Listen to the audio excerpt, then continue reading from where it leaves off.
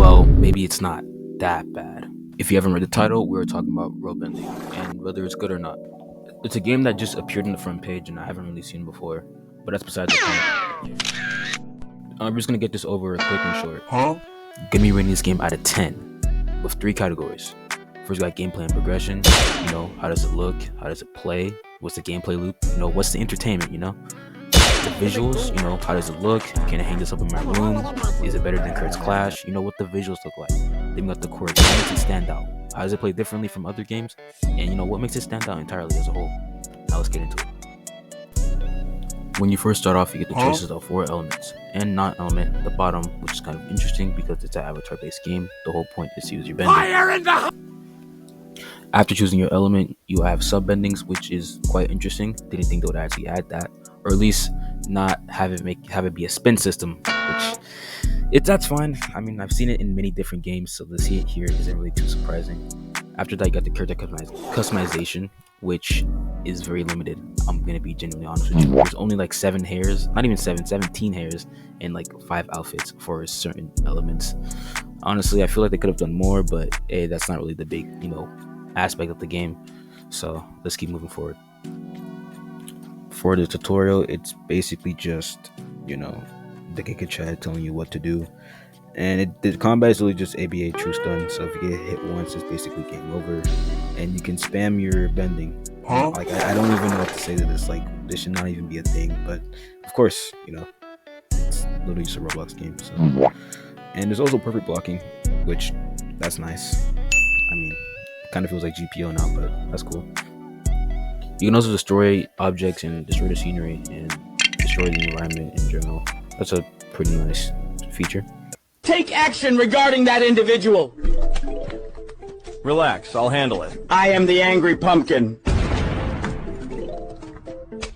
The architect. Now, after playing the tutorial and going over the character customization, you can basically gain an assumption of what the visuals are going to be looking like for the rest of the game. Overall, they seem kind of, well, not mediocre, just pretty basic, because I've seen some really good games out there with honestly horrible graphics, but this one at least tries to do something different with it. So I'll give it for now probably like a good, I think it's 7. Nice. Now let's move on to gameplay and progression. When you first get plopped down into the main road, it's just you running back and forth doing quest to quest after you hit 5 levels. Because every 5 levels you get a scroll, which allows you to unlock your new ability, which is basically the main incentive, the objective to this game as of now, besides the main story. Which, yeah, there's a story to this. Apparently it's about something about non-elements, uprising against people with elements. It's, whatever. I'm not really gonna dive into it. Play the game for yourself if you're really that interested into it. But after you basically fight your mentor to gain a new ability, that's basically gonna be the whole gameplay. Yeah, it's just you running back and forth doing quests, getting the scroll, fighting your mentor, getting a new ability, and that's it. And the combat for itself, well, let's get into that. Got a lot to lose, still can't be scared to take it down. So right after I got my new ability from beating my mentor, I just started beating on some random guy because, for the heck of it, I thought it was fun. And I was just spamming my abilities over and over again, and this guy did not know what to do. And he was max level too. 2 M1s did at least a bar. I was half HP from literally him hitting me twice with his katana. So I'm just, spamming my abilities a bunch more, and I got him low, extremely low. He was 1 tap, but I died at the end, sadly. It's fine though, but I should not be able to do this type of stuff, I should not be able to beat this guy as a low level when he's nearly max level by just spamming. That's just tragic. So for gameplay / progression wise, I'll probably give it a solid 6. It has an okay loop, but the combat just does not justify for it. It's really just meh.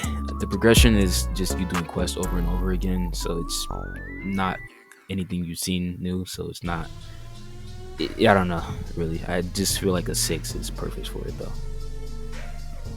Now lastly, to end it off, we got the quirkiness. What makes the game unique, what makes it stand out.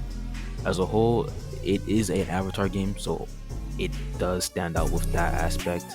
It does have its own story, which I haven't really gone through besides the first part because, well, I'm not playing this game for that long, bro. I'm not wasting my entire life generation to grind on rope bending. So it's pretty unique off of, you know, Avatar, but due to the fact that it's, you know, progression is just beating bandits like block troops over and over, it just, I'm not sure about it. And it's not like you go to different places, because in Avatar they travel to many different places, like, you know, the Earth Nation, the Fire Nation, Water Nation, all those different places. We just stay in one little area.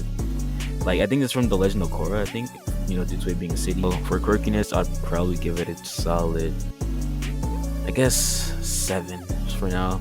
You do have sub bending, which you can't even use unless you're level 60, so you have to be basically nearly maxed out to even use it in the first place. So that's a bit of a bummer, but I think a 6, or I think I said a 7 would fit it perfectly.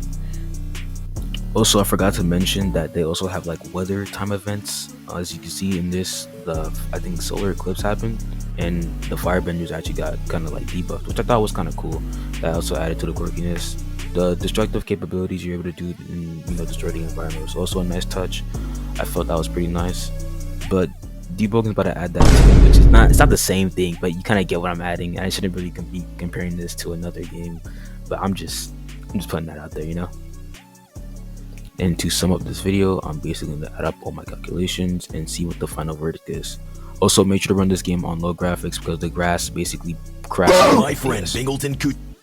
Now, after adding up the calculations from gameplay, visuals, and quirks, I got a 20 out of 30, which calculates to a 0.6, which is a D, which I feel like is fitting because I don't really think this game is really that good. But if you think otherwise, let me know in the comments below and tell me what your opinion is.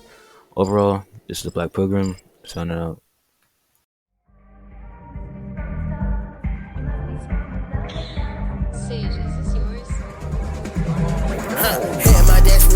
She had to go cause she talk a lot. Get the fuck out my damn parking spot. She making me like a jello. She showing her teeth, they so motherfucking yellow. Talking that shit, you get real like a rello. I cheated on her cause I'm not a good fellow.